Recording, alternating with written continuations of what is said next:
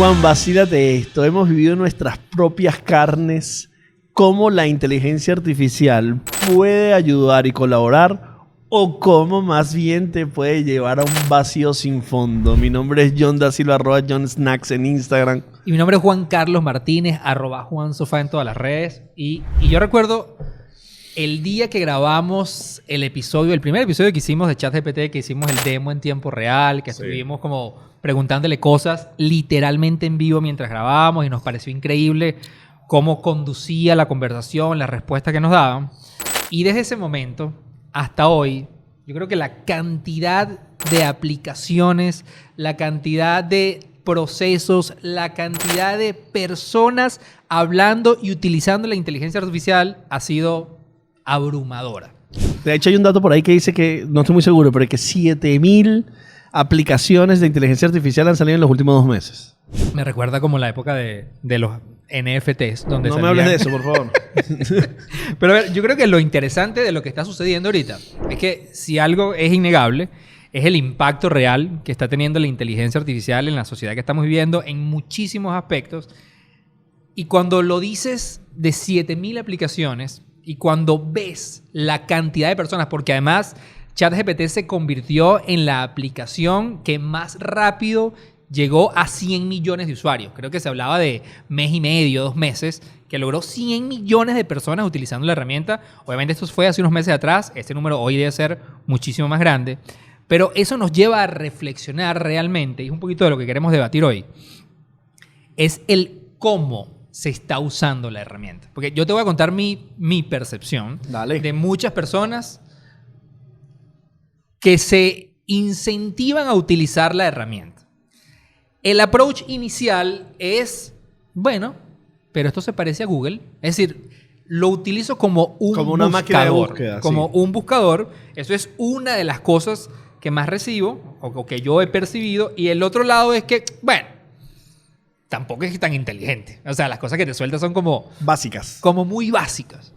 Y yo creo que ahí nosotros que hemos estado experimentando muchísimo con esta herramienta, no solamente con ChatGPT, sino con muchas otras herramientas de inteligencia artificial, tuvimos una experiencia muy personal con el tema del uso de la herramienta para generar un guión de un episodio de este podcast. Vamos a ponerle contexto a esto, Juan. En más reciente episodio que hicimos, que es icónico en nuestra historia porque fue grabar el podcast en moto, Háblame. Fue hecho a partir de un guión y una investigación resultante de una conversación con ChatGPT. Es decir, nosotros queríamos hacer el recorrido de los 7 templos en Caracas y recurrimos a ChatGPT para construir una ruta y construir los datos que queríamos hablar de esos 7 templos. Nuestra visión no era hacer un recorrido netamente religioso, sino histórico, anecdótico. Claro. Y a partir de ahí fue nuestra búsqueda. Es que, de hecho, yo personalmente recuerdo la experiencia muy bien porque días antes de salir a grabar, mientras estábamos como discutiendo la idea, una de las cosas que nos pasó es que se nos estaba acabando el tiempo y ya teníamos que ir a grabar. Nosotros grabamos un jueves, de hecho el Jueves Santo. Grabamos el Jueves Santo. Y el día anterior, recuerdo que todavía queríamos como tener más información y dijimos, bueno, pero obviamente vamos a armar este guión y vamos a buscar datos en ChatGPT. Y la primera frase que yo personalmente le pongo a ChatGPT es: ¿conoces la ruta de los 7 templos en Venezuela? Y ahí empieza la conversación que te da ese efecto wow. Que yo creo que ese efecto wow es una de las cosas que hay que cuidar cuando estás en esta interacción con la plataforma. Porque él te dice, por supuesto, claro que sí la conozco. Esta tradición viene de ta, y te empieza a dar una cantidad de datos que sustentan su conocimiento del ritual de los 7 templos en Venezuela. Y ahí hay que considerar, Juan, que nuestra intención de hacer ese podcast era a su vez también nosotros aprender y descubrir algo que no era una práctica común en nuestras vidas. Totalmente. Es decir, de hecho lo decíamos al inicio del podcast, decimos, mira, nosotros queremos aprender que es esta experiencia de recorrer los 7 templos y aprender de cada uno de estos templos. Es decir, había como querer compartir, pero a su vez aprender. Es decir, hay un rango de desconocimiento de detalles históricos de 300, 400, 200, 100 años que cada uno de esos templos puede tener, por lo cual era la ansiedad de querer ver qué nos propone ChatGPT con lo que nosotros tenemos en nuestro inconsciente cultural y de conocimiento popular para contrarrestar y construir conocimiento alrededor de eso. Y a mí lo que me llama, yo lo recuerdo mucho de ese momento en particular. Y creo que es mucha de la reflexión en este tema muy particular de las interacciones con este tipo de herramientas y de aplicaciones. Es que ellas están entrenadas para que tú sientas que realmente estás hablando con una persona que conoce del tema y literalmente que sientas que es una persona. Entonces, mi experiencia fue que yo decía, o sea, porque lo que me contó y me resumió era increíble. Y aquí viene lo segundo. Tú lo decías hace rato. Hace rato tú comentabas que nosotros queríamos hacer este episodio que tuviera como una visión un poco más amplia, no solamente desde la perspectiva religiosa, sino también de los datos históricos que cada uno de estos templos ha tenido en la historia de Venezuela. Y aquí vino la siguiente intervención. La siguiente intervención es, después que ella te describe el ritual y que conoce y te da información interesante de lo que conoce, es, ok, pero no quiero que me des solamente la parte religiosa. Me gustaría, y aquí hago mucha énfasis, datos interesantes asociados a los templos. Y ella empezó a darme una cantidad de datos que yo reconozco, que yo los leí y yo decía, no.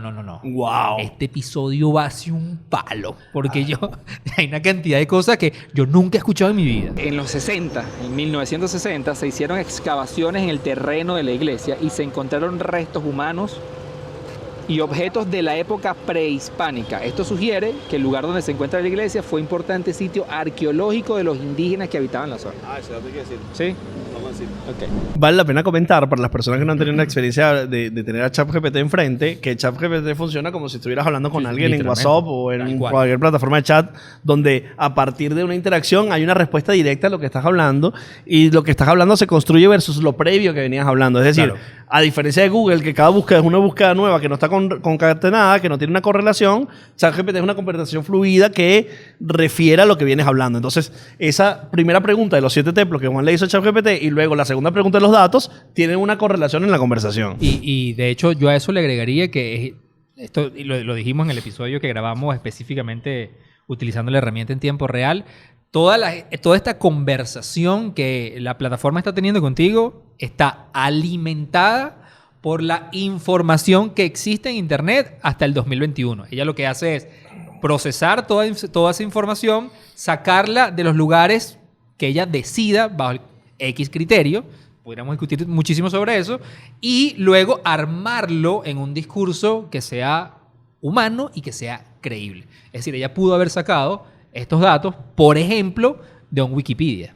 Sí. Que todos sabemos que mucha de la información que está en Wikipedia no necesariamente es verídica. Sí, bueno, porque es alimentada por la comunidad. Open source y alimentada por la comunidad. Aunque hay unos protocolos para tratar de validar, hay mucha información que puede ser no cierta. Sí. Entonces, entendiendo eso, llegamos nosotros, armamos estructura, armamos guión, montamos cámara, sonido y todo ese esfuerzo para grabar el primer podcast en moto y nos vamos a la calle con guión en mano diciendo, no, aquí lo que tenemos, papá, es oro puro. Claro. Entonces tenemos un guión que a partir de una inquietud, que era la necesidad de hacer un recorrido, es decir, hay una idea previa que no es de la inteligencia artificial, se alimenta con datos que nos iban a servir de estructura para ir estableciendo la conversación. Claro. Entonces empezamos a grabar y en nuestro fluidez de conversación empiezan a salir datos que previamente estaban en el guión, claramente. Entonces empiezan a salir datos que nos empezaron a impresionar. Empezaron a decir, wow. O sea, yo recuerdo exactamente uno, por ejemplo, hablando de la torre que fue invadida por los británicos, que cuando lo comentábamos lo leíamos, porque la dinámica era que tú estabas leyendo en tiempo real. Claro. Entonces, tú leías en tiempo real, decías el dato y los dos nos veíamos que, wow. ¿Tú te imaginas esto? Una torre en Caracas. Una torre en Caracas invadida por Eso no salió en el capítulo, pero lo grabamos, está grabado. Podemos poner aquí un fragmento. Anécdota interesante. Esa torre jugó un rol muy importante y protagónico en una de las batallas fundamentales de la independencia de Venezuela. Porque en esa torre, la infantería británica, debido a su altura, lo utilizó como punto estratégico para mantener el campo libre. Y además que yo recuerdo que decía, no, es la torre más alta, además que servía como punto estratégico para la defensa militar. Y yo recuerdo estar parado enfrente de la torre y yo veía la torre y decía, bueno, de repente era alta para la época. Claro, porque son 3 pisos. Sí. Mira la torre. Que obviamente cobra sentido mucho lo que hablábamos algo desde un punto de vista estratégico militar, su altura obviamente se presta perfecto para eso. Entonces eso nos empezó a generar entusiasmo porque habían cuentos buenísimos. O sea, relativos a túneles debajo de los templos, próceres que estaban en ellos, algunas personas que estaban en los mausoleos. Entonces se empezó a generar una cantidad de información que grabábamos y después hicimos un proceso de fact-checking con nuestro equipo humano, Carlas, nuestro equipo de content con Estrella, nuestro equipo de producción, y empezaron a ver lo que dijeron y nos llamaron. Pero ya va. Te quiero hacer un pequeño paréntesis ahí. Porque yo no voy a poner el audio ni la conversación, pero yo recuerdo Carla, el parte del equipo de Vacílate Esto, y además se encargó de todo el tema de fact-checking humano, que me mandó un mensaje Juan, yo estoy hiper preocupada por el episodio. Claro, porque tenemos mucho entusiasmo por el episodio en moto. Porque siento que muchas de las cosas que he escuchado hasta ahora, nada es verdad. Claro. Nada es verídico. Y aquí yo recuerdo que en ese momento yo le decía, Houston, tenemos un problema. Primero hay un problema y segundo, mira, mi lógica de ese momento es ya va. Yo todavía, obviamente tengo el canal de conversación abierto, vamos a preguntarle por qué me está diciendo ese dato. Datos que no son verdad. Vamos a buscar por qué está diciendo ese dato. Y aquí sucede una de las primeras cosas, desde mi punto de vista, interesantes a nivel personal, porque vuelvo, como le decíamos al principio, yo me atrevería a decir que en este momento nadie, absolutamente nadie en el mundo bueno, seguramente algunos ya tienen la etiqueta, pero no debe existir un experto bueno, o un gurú ya hay gente dando curso de ChatGPT. Yo creo que la humanidad, la sociedad está descubriendo realmente cómo funciona esto. Y desde mi aprendizaje personal, una de las cosas cuando yo en la misma conversación comienzo como a indagar, después de haber leído esa hiperpreocupación que me manifestó Carla, es la reflexión de el qué yo le pedí a la herramienta. Y yo le pedí a la herramienta varias cosas. Lo primero que le pedí es que me diera datos interesantes. Eso, Juan, significa un desprendimiento del ego. Porque decir, bueno, la inteligencia artificial no puede ser tan bruta. Entonces déjame trasladar eso a lo humano. Sí. Totalmente. Yo a ella le pedí dame datos interesantes de estos templos. Mira nada más todos los errores cometidos en ese pequeño En la solicitud, en el prompt. Mira aquí hay 2 o 3 errores muy marcados. El primero, los templos que ella construyó, que ella dijo, estos son los 7 templos, no necesariamente eran los templos que yo recuerdo que ese día además tú habías compartido un artículo que si no mal recuerdo del estímulo. Del estímulo. El diario del estímulo que propuso como un recorrido. Propuso un recorrido y yo decía, no, hay templos que no están, hay templos... No hay correlaciones. O sea, es decir, no hubo una investigación más profunda, de decir, ya va, déjame por lo menos entender, porque luego, ojo, nosotros salimos a la calle y recuerdo que, y eso sí está, y lo tenemos en video, que una persona nos dijo, no, mira, la ruta de los 7 templos son los 7 templos que a ti quieras visitar, que tú, quieras visitar ese día. Que yo a estas alturas de mi vida, no sé si eso es verdad o no. Es que Eso es importante. Eso es importante. Tú dices, bueno, mis 7 templos son estos. Y mis 7 iglesias, pero oye bien. Hay iglesias que uno no conoce, y todavía que me falta. Sí. Yo lo investigué después. Tú haces la ruta que quieras a partir del número 7 de Cristiano Ronaldo. No, mentira. Tú haces la ruta que quieras a partir del acceso que tengas y que necesites. Entonces, ahí está el primer error. Ver la discrepancia de un artículo de un diario que tiene, en teoría, debe tener una línea editorial y una cantidad de personas que para haber escrito ese artículo hicieron fact-checking. y no entender por qué la incongruencia. Número 1. Y número 2, yo que le pedí fueron datos interesantes. Datos que cualquier persona que vea le parezcan impresionantes. ¿Y qué hizo ella? Claro, no necesariamente fueron verídicos. Exactamente. Y ahí está la diferencia. La diferencia, de hecho, es luego cuando tú vas... Porque a mí, por ejemplo, una de las cosas que yo hago mucho con ChatGPT es debatir y es rebotar ideas. Y cuestionar lo que yo pienso, cuestionar lo que escribe, como para entender en la discusión qué sale, qué es rescatable y qué no.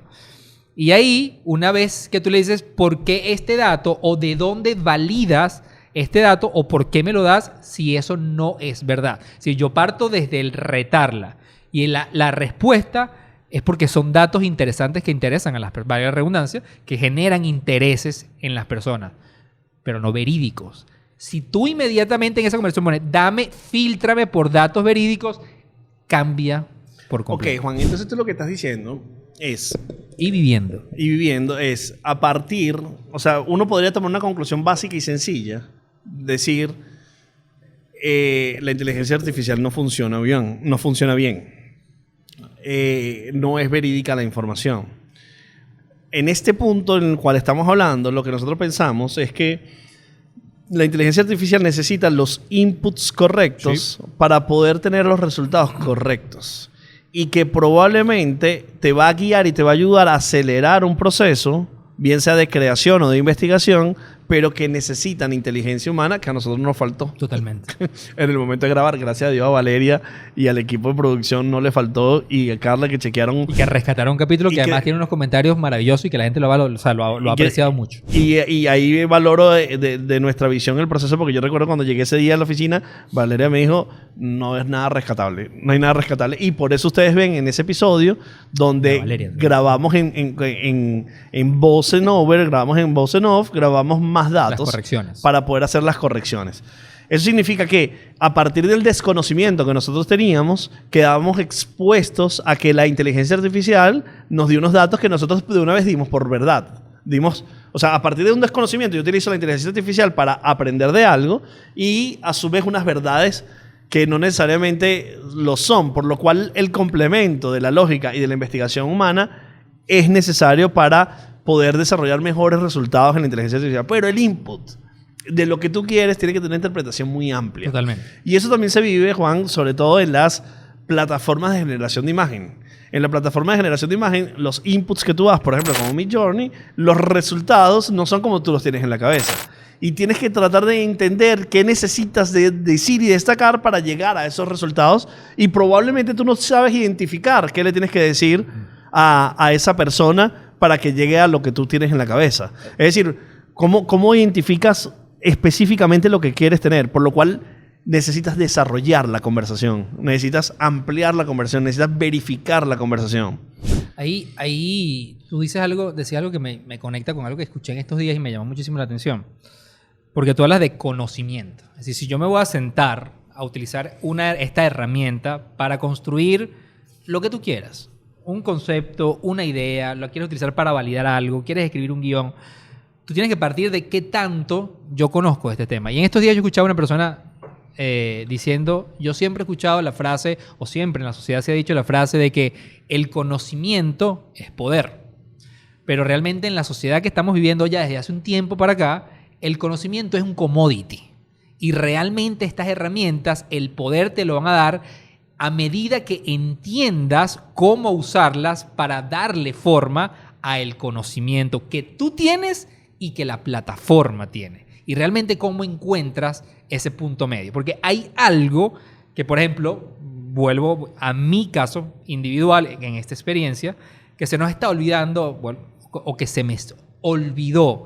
Y es que de ChatGPT, por ejemplo, la P significa pre-train. Es decir, son pre-entrenados. Todo lo que va a generar pasa por un proceso que es evolutivo de entrenamiento. ¿Eso qué quiere decir? Que cada vez que tú abres, vuelvo, insisto, esto es desde mi punto de vista. Cada vez que tú abres o inicias un nuevo canal de conversación en ChatGPT, tienes que asumir que el tema que vas a abordar, ella tiene mucha información, pero en realidad no sabe nada. Y tu rol es cada vez alimentarla o darle más información, porque lo que ella sí puede hacer es ayudarte a validar o a anularte y luego ampliar muchísimo más una vez que ese proceso pasó. Tanto es así que las conversaciones con ChatGPT, cuando tú le dices, no estoy de acuerdo con lo que me acabas de decir, necesito más bien esto, ella misma te dice, lo siento, Sí. no entendí muy bien lo que tú querías decir, ¿no? Sí. Claramente son triggers de entrenamiento para plantear muchas respuestas, o sea, o una respuesta a muchas posibilidades de respuesta, que la inteligencia artificial no la sabe ejecutar. Pero eso tendría mucho que ver porque recordemos que la inteligencia artificial es la emulación de las máquinas al pensamiento y al razonamiento humano. Eso tiene que ver con una conversación que podrías tener cualquier persona con cualquier otra persona. Es decir, dos personas que no se conocen se encuentran en la calle y le dicen, mira, quiero recorrer los 7 templos. Esa persona le va a dar una respuesta basada en su conocimiento. Y Buen ejemplo. la moldura de la conversación es lo que va a hacer que la conversación sea coherente o tenga mejor profundidad en su contenido. Y yo creo que el mejor ejemplo de eso, por ejemplo, en mi vida personal, yo tengo el tío que seguramente yo tengo esa conversación con él y él me va a decir una cantidad de cuentos que no son verídicos, pero que están basados en él por tener una conversación interesante del tema porque le interesa. O porque él se lo contaron y se lo creyó. Exactamente. Entonces hay mucho tema de entender realmente el tema de que todo esto son lenguajes de entrenamiento y que el punto de partida, aunque suene repetitivo, es qué cantidad de información yo le doy, qué cantidad de información yo valido, verifico, para que realmente la coherencia de la información sea válida. Porque ahí yo sí veo un peligro muy, muy, muy fuerte. O sea, lo decíamos al principio, hay mucha gente que utiliza Google o las redes sociales en general como es el término de la gente que es leedores de titulares. Es decir, la gente que con un titular... Consumidores de contenido. Sí, pero que es... Yo leo un titular Headlines, y yo exacto. asumo la verdad. O leo un tweet y yo asumo la verdad. Con ChatGPT o con cualquier herramienta de inteligencia artificial es mucho más peligroso. Porque no te va a dar un titular. Te va a contar una historia. Te va a dar argumentos. Te va a dar hechos que si tú no le preguntaste de la manera correcta, te va a convencer de lo que realmente te contó, dependiendo de cómo tú le hayas hecho la pregunta, eso es verdad. Que es, por ejemplo, mi caso. En este caso con el guión de... Pero lo que nos pasó, Juan, es que nosotros hicimos toda una producción basado en una serie de datos, que yo lo tengo acá, que pueden ser unos 8 o 10 datos que estaban equivocados sobre el resultado que nosotros queríamos. Y que no salieron así, exponiendo nuestra mayor nuestro desvanecimiento del ego total, porque nuestro equipo humano logró identificarlos. Ahora bien, esto nos pasa a nosotros y una semana después, por circunstancia de la vida, uno de los creadores que más nos gusta ver, Casey Neistat, hace un ejercicio que se parece mucho a esta experiencia que acabamos de vivir. Es decir, Casey hace un video utilizando ChatGPT donde le dice, quiero hacer un video, dame un guión de un video como lo hubiera hecho Casey Neistat, él mismo.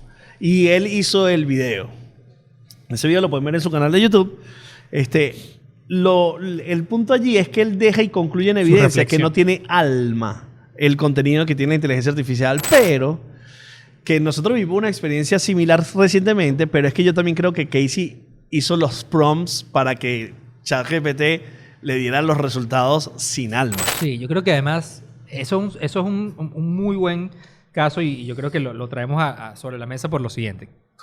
Desde mi punto de vista, yo creo que siempre lo hemos dicho, Casey para nosotros es inspiración máxima y yo creo que es primera vez que no es que no estoy de acuerdo con pero lo así que... como, están haciendo trampa. Sí, a mí me pasó esto. O sea, yo vi el video y dije, nah, o sea, no estoy 100% de acuerdo.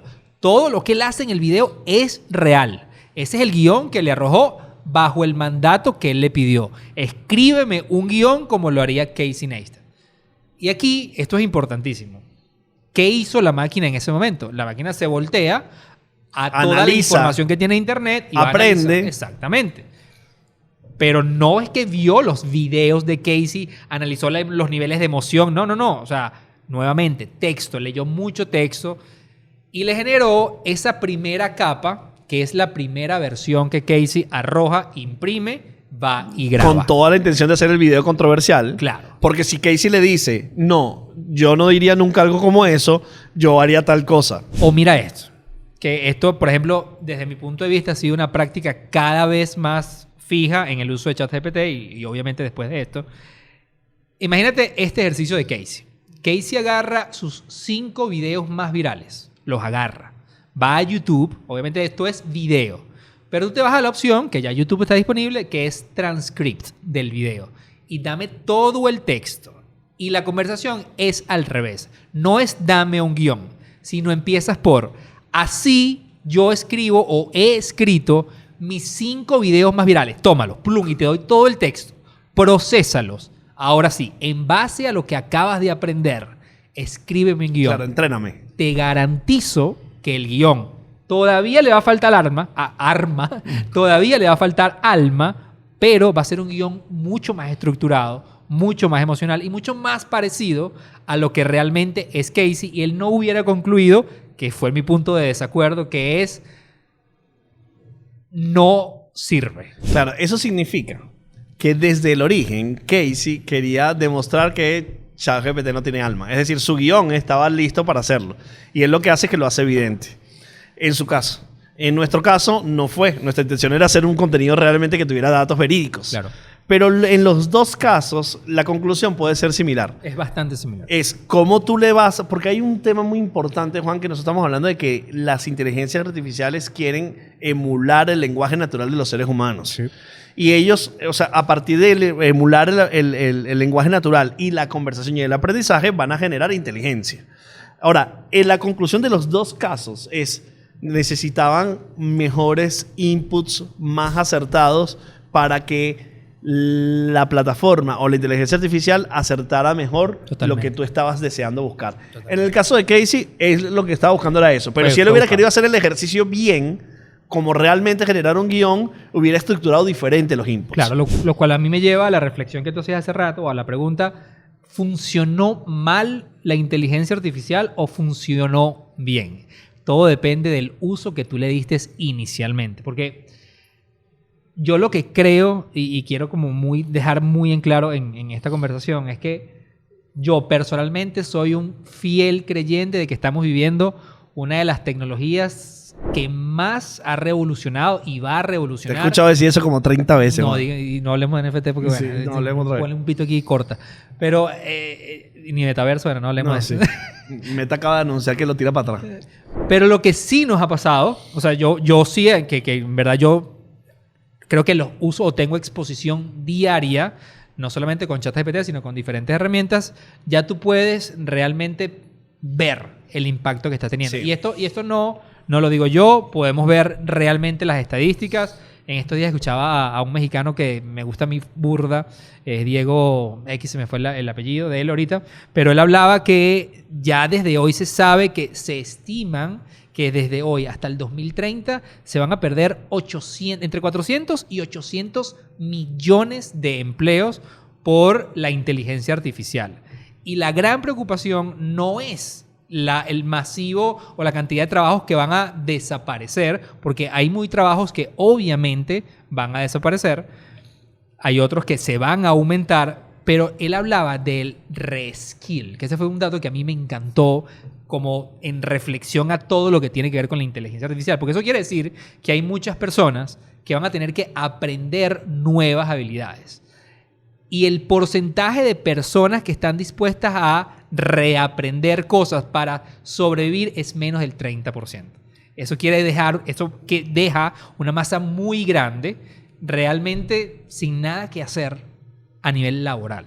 ¿Tú sabes qué me gusta de eso, Juan? Que en muy pocas áreas y en tiempos hemos empezado todos desde el mismo lugar. Es decir, vamos a suponer, si tú quieres empezar hoy a ser médico cirujano, ya hay cientos de años de experiencia sobre esto, de conocimientos que tú vas a poder adquirir, pero que ya mucha gente ya tiene un terreno avanzado sobre ti muy importante. A mí me encanta este momento que todo el mundo empieza de cero. Sí, sí. Nadie tiene ventaja, nadie tiene experiencia. Eso me encanta, pero hay otra cosa que me preocupa potente, que es la capacidad de acceso a la información. Es decir, toda la población que no tiene acceso a Internet no tiene acceso a la inteligencia artificial, no tiene acceso al conocimiento o al entrenamiento o a estos nuevos skills. Por lo cual, la humanidad tiene que luchar a que Internet sea un derecho ciudadano, para que todo el mundo pueda tener los mismos derechos. Estamos lejos de eso. Claro, porque además yo creo que siempre la promesa, ni siquiera hablemos de inteligencia artificial, hablemos de Internet. Internet. Como tal. Tecnología de información. Su gran promesa siempre fue acceso a la información, democratización del acceso a la información, que es lo que realmente como sociedad te puede hacer mucho más efectiva. Pero lo que en verdad ha pasado es que se han creado unas brechas inmensas versus quien tiene acceso y a las personas que no tienen acceso. Que recordemos que el número de personas que no tienen acceso a Internet en el mundo, porque la sensación es que no, todo el mundo tiene Internet. No, estamos hablando de miles de millones de personas. Sí, podemos estar hablando cerca de un 40% de la población mundial que no tiene acceso. Es que saca. Si estamos hablando de 8 mil millones de personas.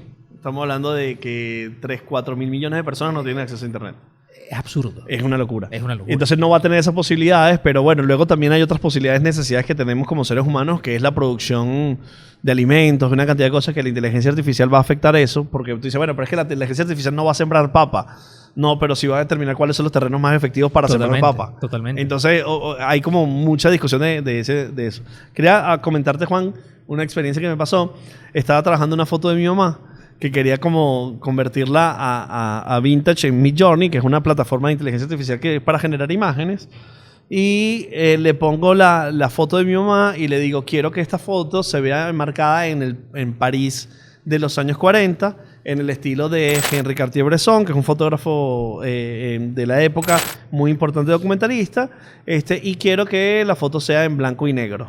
Lo primero que hace Midjourney es me veta y me dice, te vamos a cerrar la cuenta si sigues utilizando la expresión negro. Y yo le digo, ya va, espérate, yo estoy hablando de fotografía blanco y negro. Claro. Entonces...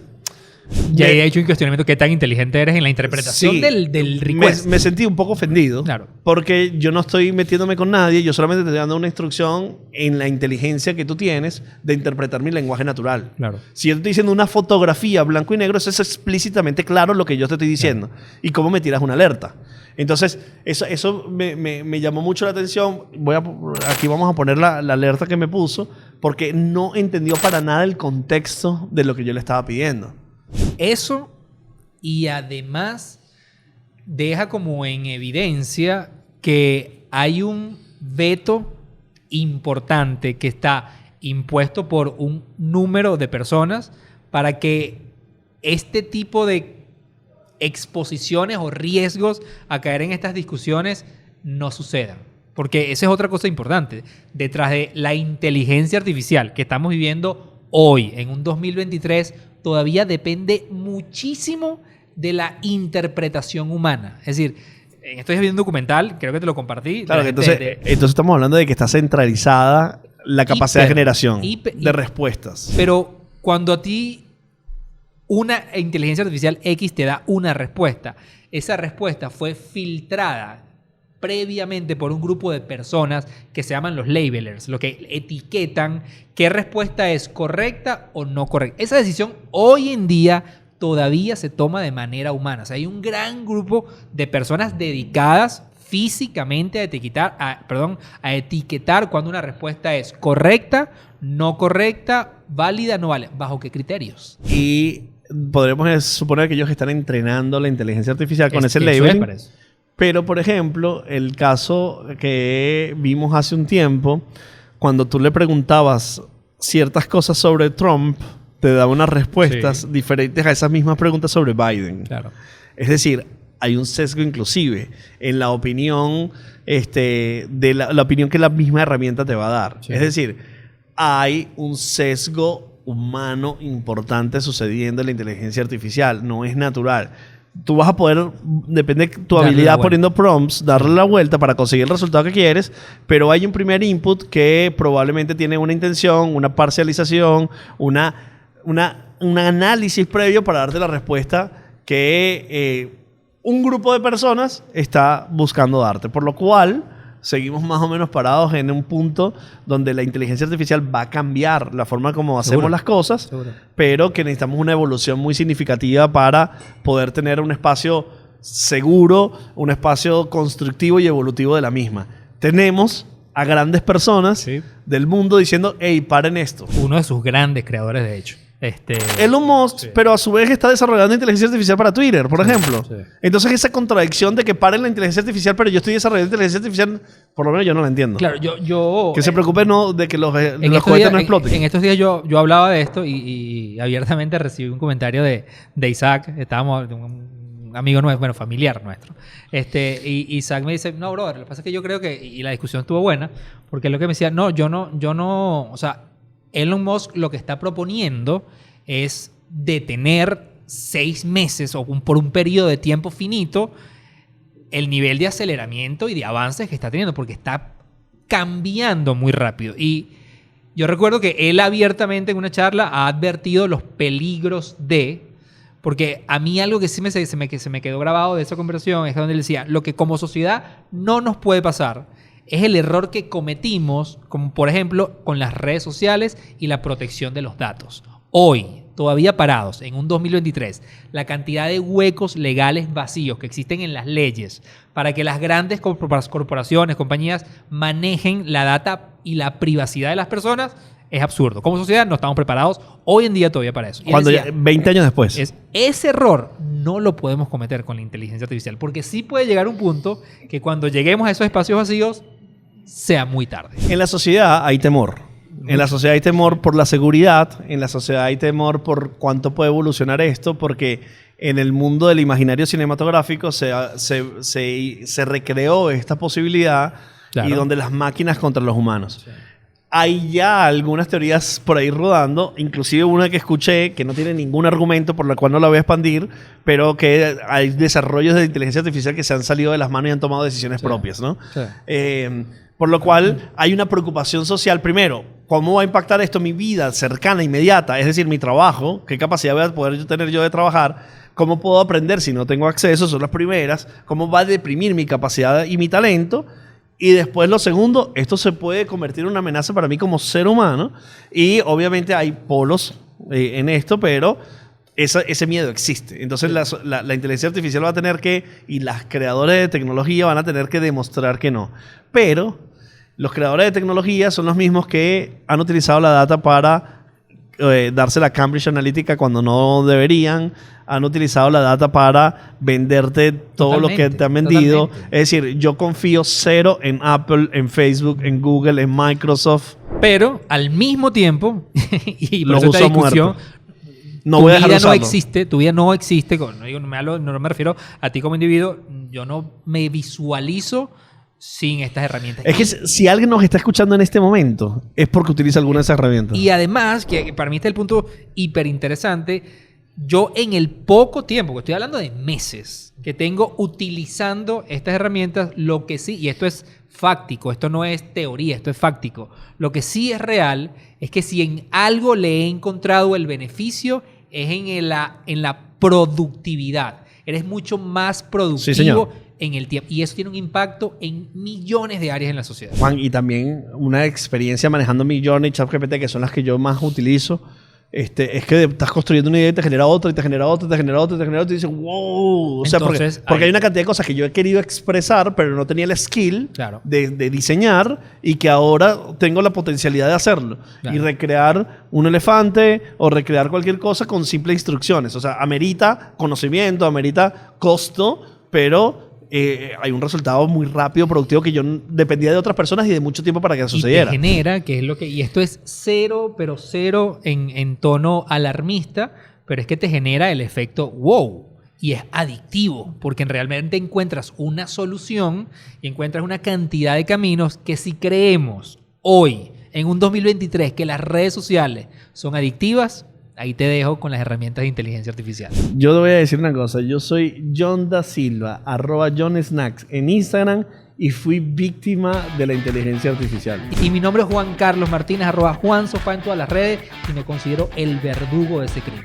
Llévatelo.